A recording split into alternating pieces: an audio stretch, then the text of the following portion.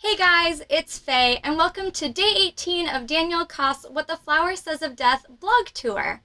Now, I know it said on the schedule that I would be doing a review, but we figured you guys have probably had enough of reviews by now. So I actually will be giving you a very special treat and reading to you the first 2 chapters of the book. Now, a quick synopsis for those of you who are not quite familiar with the book yet. After a failed suicide attempt, Violet Holt is left in the company of her estranged grandmother and comatose grandfather at their seaside estate in Newport. While biding her time until her rescheduled rendezvous with death, Violet stumbles across Jack instead. He has his own secrets for why he's in Newport, and in the process of figuring them out, Violet finds herself reconsidering life. So for those of you who don't know me, What the Flower Says of Death is actually my favorite book in the entire world.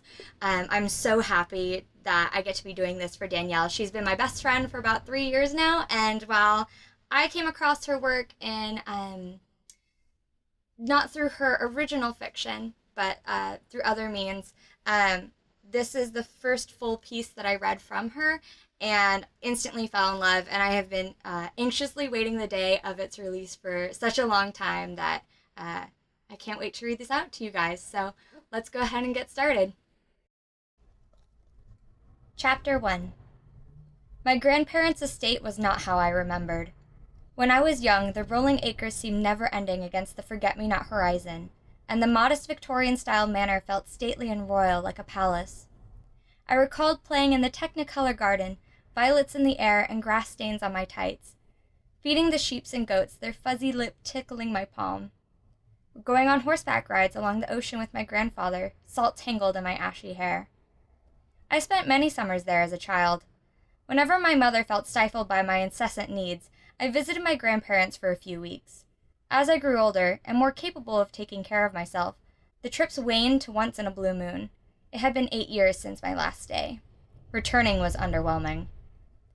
Unlike the warm, dewy summers, fall in Newport was desaturated and still, making my grandparents' oceanside residence appear foreboding. The white fence surrounding the property had faded to a cinder gray.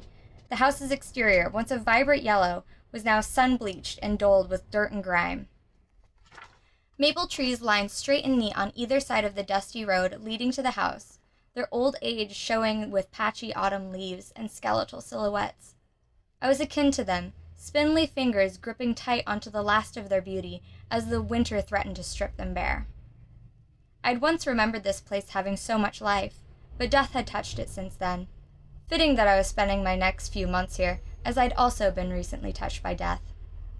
I tucked a bitten fingernail under the bandages binding my wrist, scratching at the forever itchy skin beneath. If I'd known I would be caught, I wouldn't have slit my wrist. I loathed the idea that I now had to live with the scar. Battle wound, I reminded myself. A scar was what my mother called it while expressing disappointment in my now tarnished skin. Something unsightly, something to be covered up and hidden, like why I did it. Remember, Vi, you're to do as your Nan says. You'll help with the chores and take care of Grampy.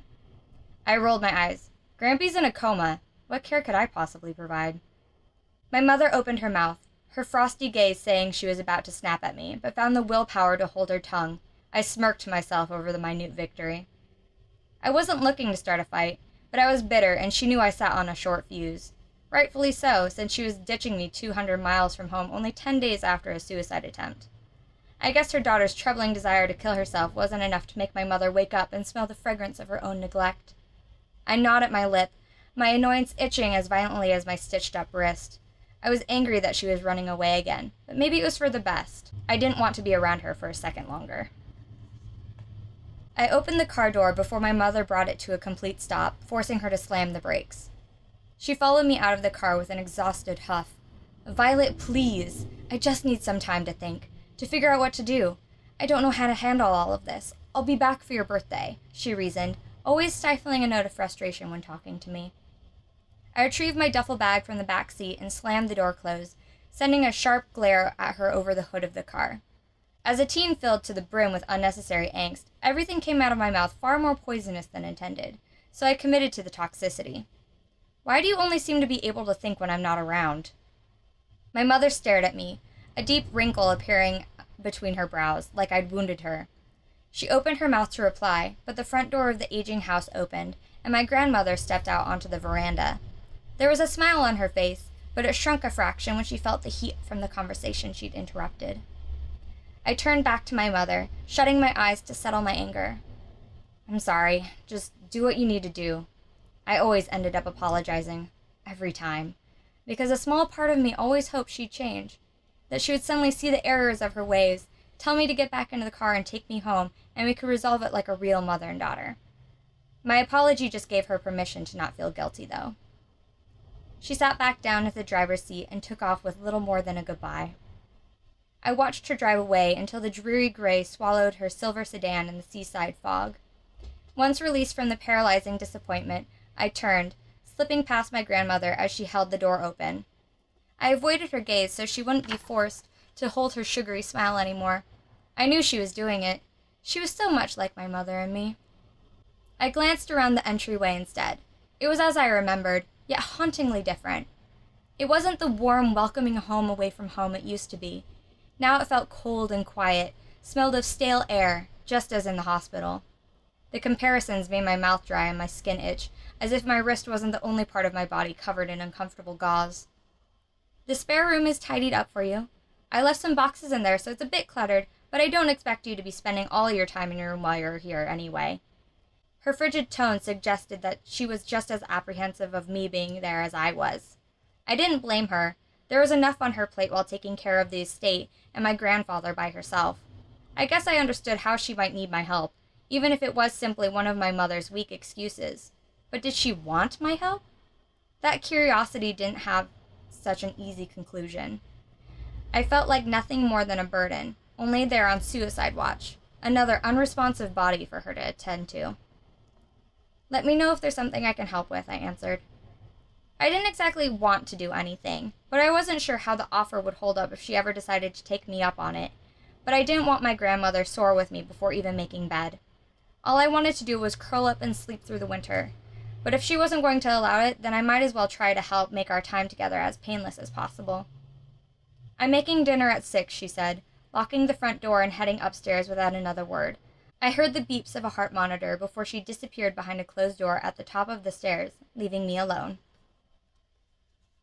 Chapter 2. The spare room was almost exactly as I left it 8 years previous, apart from the addition of a few stacked boxes filled with old moth-eaten clothes and books. By the looks of it, the room had gone completely unused since I stopped visiting. Dust accumulated on the windowsill, pluming in the air as I opened the curtains, and an old chestnut vanity tucked under a white sheet hid behind boxes. The linens on the small single bed were new, though, and the wooden dresser was emptied, dusted, and free for me to use. I dropped my bag to the floor and sat down on the bed, the springs squeaking under my weight. It wasn't as comfy as I remembered, but it would do fine. Hopefully. I was always either sleeping too much or not at all. The bed never made a difference. I sighed as an overwhelmingly heavy sensation threatened to lure me under the covers and keep me there. I put a thumb over my bandages, the wound still tender, then got up. I didn't want to waste my time any longer. I only had a bit of it left after all. I unzipped my bag and rummaged for my leather journal. I'd wrapped it up tight in a pair of leggings so Mother wouldn't find it when I packed. I wouldn't let her see it. She'd tell her shrink and they'd send me to a hospital instead of just to my grandparents. The journal was my diary, but also my day planner, and my therapist, since I refused to keep a real one for longer than a few weeks. I told it everything through drawings and jotted notes. Most of what was written or doodled inside would have no meaning to any prying eyes. The incriminating content was my newest installment, my to-do list. I started it the day of my failed suicide attempt, after deciding I'd have to try again. I had already written a goodbye note. It was folded up and tucked into the secret pocket I made in the binding on the back of my journal. I titled it for the day I'd attempt again, January 5th, my 18th birthday. After the note, I started a list of all the things I wanted to do before the date came. None of it was mandatory. Rather, they were simply ideas to keep myself busy as I passed the time. I wanted to try sushi and go to a concert. I wanted to make a snow angel like I did as a kid. I wanted to kiss someone one last time. When I had a thought, I'd write it down. I hoped the list would keep me from indulging myself and sleeping away the last few months of my decidedly short life. Along with my list, I started writing down new ways to take my life as they sprung into my head. Most of them were foolish. Some were considerable. I hadn't yet decided how I wanted to do this time, so the notes helped me keep track of my options.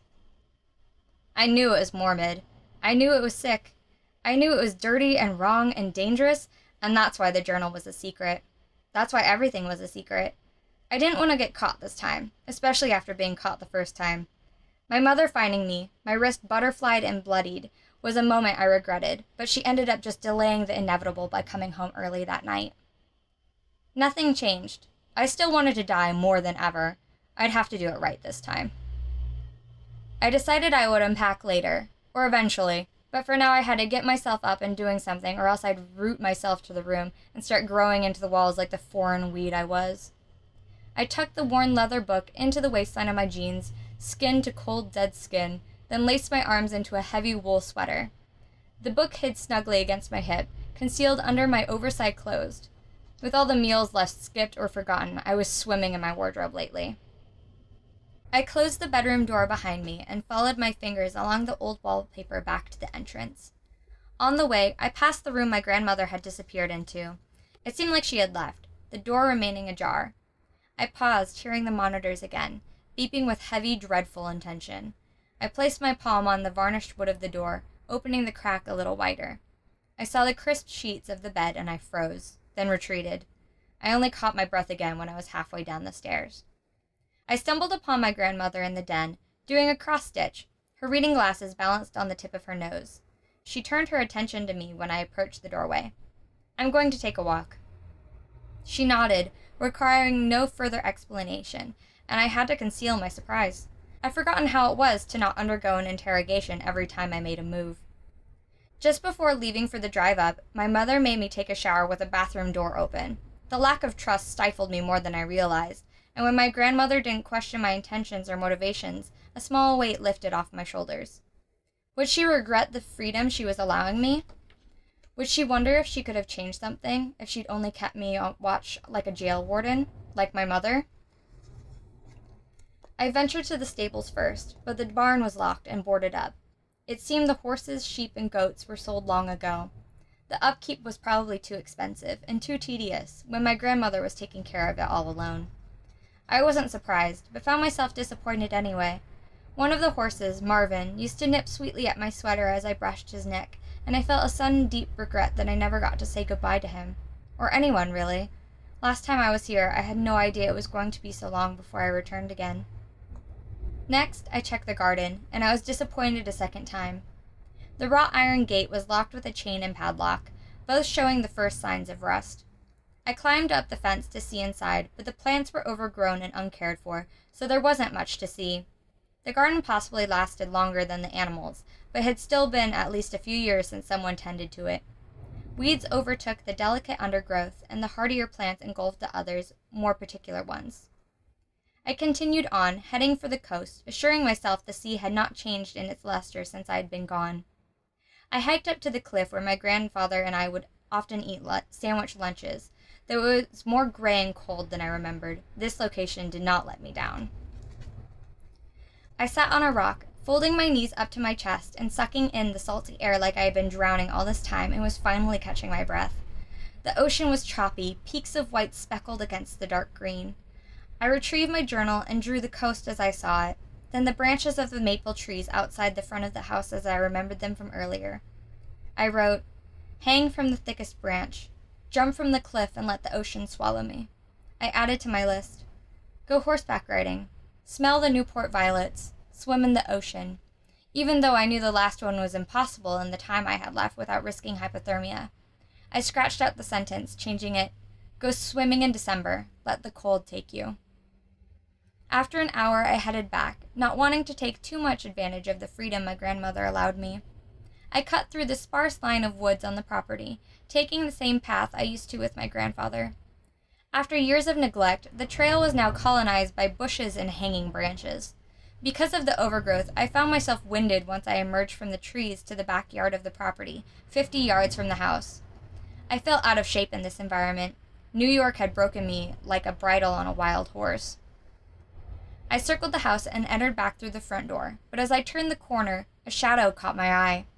My steps faltered as I checked, catching another glimpse of a dark-haired boy dressed all in black, raking leaves from under the near-naked maple trees. So far, the property was hauntingly empty and devoid of life.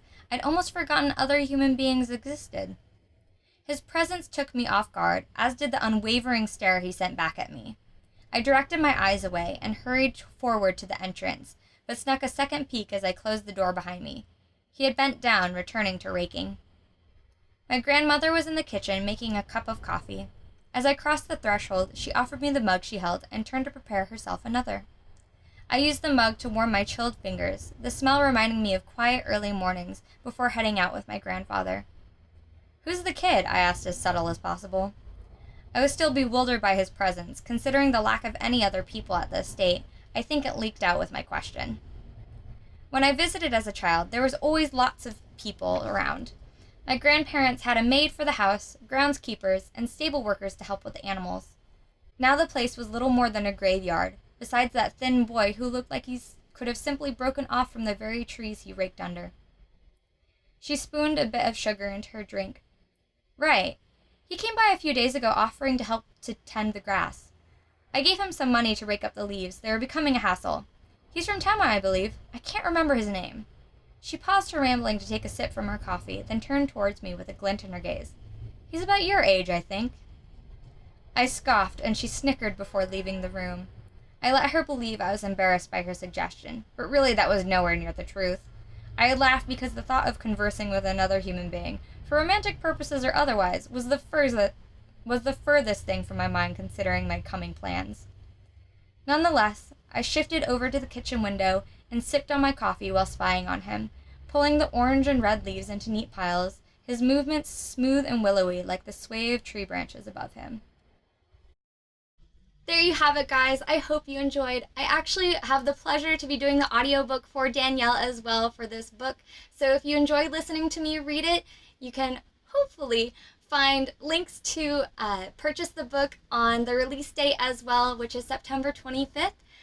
Danielle is also doing a Rafflecopter giveaway, which ends on September 16th at midnight Eastern Standard Time. So be sure to find the link down below and enter that as soon as possible. Take care, guys. Bye!